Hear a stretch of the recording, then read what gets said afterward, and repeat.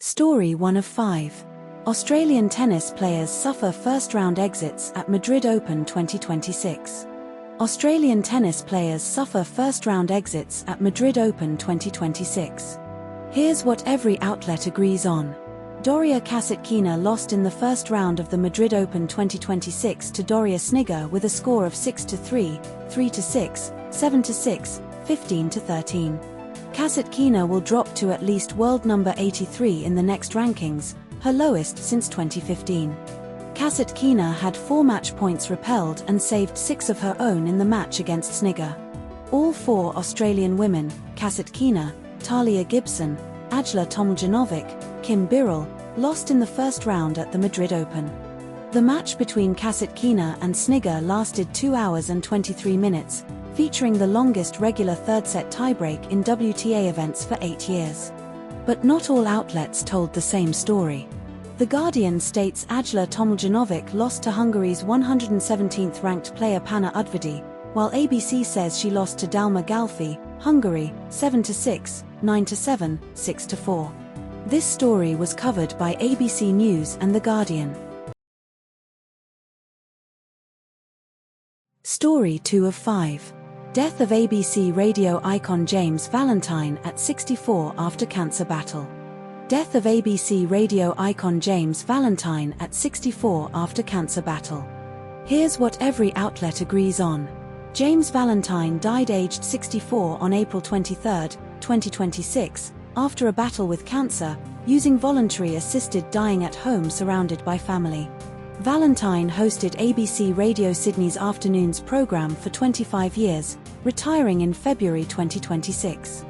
He was diagnosed with esophageal cancer in March 2024 and later discovered tumours in his omentum in June 2025, leading to his retirement.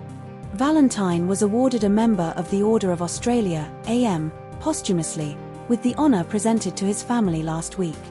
He was born in Ballarat, Victoria, on September 12, 1961, and was a musician before becoming a broadcaster, playing with bands like The Models.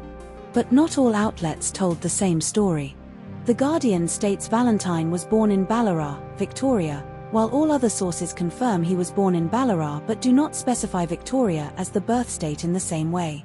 The SMH and Guardian mention Valentine's mother worked part-time at the local ABC radio station 3BA, but Newscomau and ABC do not specify the station name. The ABC and Guardian mention Valentine briefly hosted breakfast in 2021, but Newscomau and SMH do not mention this detail. This story was covered by ABC News, The Guardian, news.com.au, and Sydney Morning Herald. Story 3 of 5. Billionaire Justin Sun sues Trump-linked crypto firm over frozen token holdings. Billionaire Justin Sun sues Trump-linked crypto firm over frozen token holdings. Here's what every outlet agrees on. Justin Sun, Hong Kong-based founder of Tron cryptocurrency, sued World Liberty Financial in a federal court in California on April 22, 2026, alleging illegal freezing of his WLFI tokens. Sun purchased $45 million, 3 billion tokens, of WLFI tokens in 2024 and was later awarded an additional 1 billion tokens after being named an advisor to World Liberty.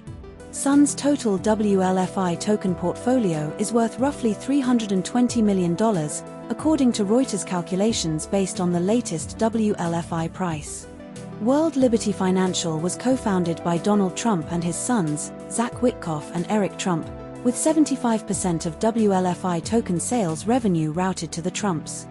Sun alleged World Liberty secretly installed tools to prevent the sale of his tokens after they became tradable in September 2025 and threatened to burn, permanently delete, his holdings.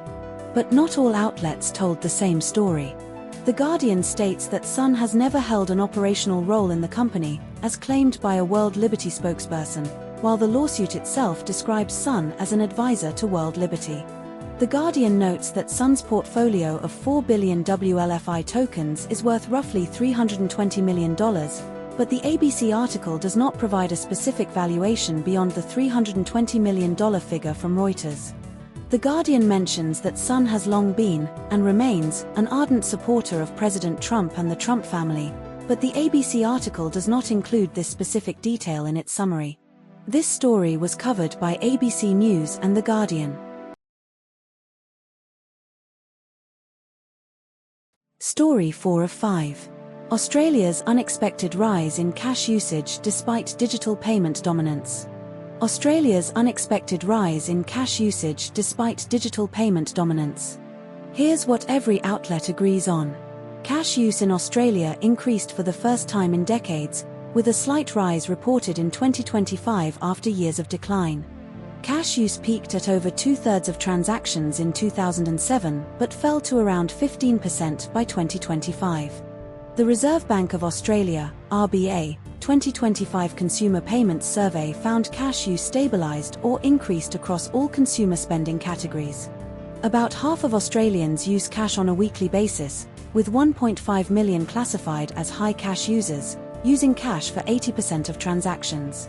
The Australian Taxation Office, ATO, reported a rising tax gap in GST collections, estimating $8.7 billion in uncollected GST in 2023-24, 9.4% of theoretical GST.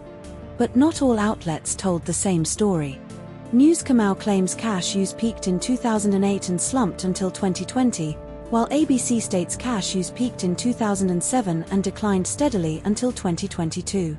News Kamau argues cash use is driven by tax avoidance and illegal activities, while ABC and SBS focus more on economic hardship and practicality as key factors. News Kamau suggests cash use is a sign of societal decline, whereas ABC and SBS present it as a pragmatic response to cost of living pressures and digital payment limitations. This story was covered by ABC News, news.com.au, and SBS News. Story 5 of 5. University of Queensland Press cancels Indigenous children's book over illustrator's Bondi attack comments. University of Queensland Press cancels Indigenous children's book over illustrator's Bondi attack comments. Here's what every outlet agrees on. University of Queensland Press, UQP, cancelled publication of *Bila, a river cycle * by Jazz Money, illustrated by Matt Chun, on the 23rd of April, 2026 due to Chun's the 1st of January, 2026 Substack post titled * We Don't Mourn Fascist Star.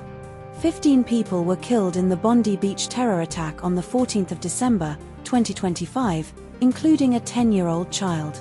Chun's post argued that whiteness, Jewishness, and the backdrop of Bondi Beach were enough to bestow every person killed with default innocence and virtue. UQP stated its decision was due to Chun's comments not aligning with the university's policies and values, including in light of its adopted definition of antisemitism. Authors Evelyn Araluan, Randa Abdel Fattah, and Melissa Lukashenko announced they would terminate contracts or refuse future work with UQP in response to the cancellation. But not all outlets told the same story. The Guardian states UQP denied pulping *Bila*, saying copies remain in storage, while the ABC reports all 5,000 printed copies are set to be pulped.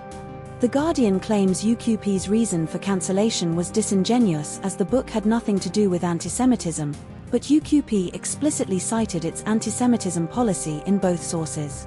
The Guardian includes a quote from Jazz Money calling the cancellation environmentally reckless, while the ABC does not mention this specific quote. This story was covered by ABC News and The Guardian.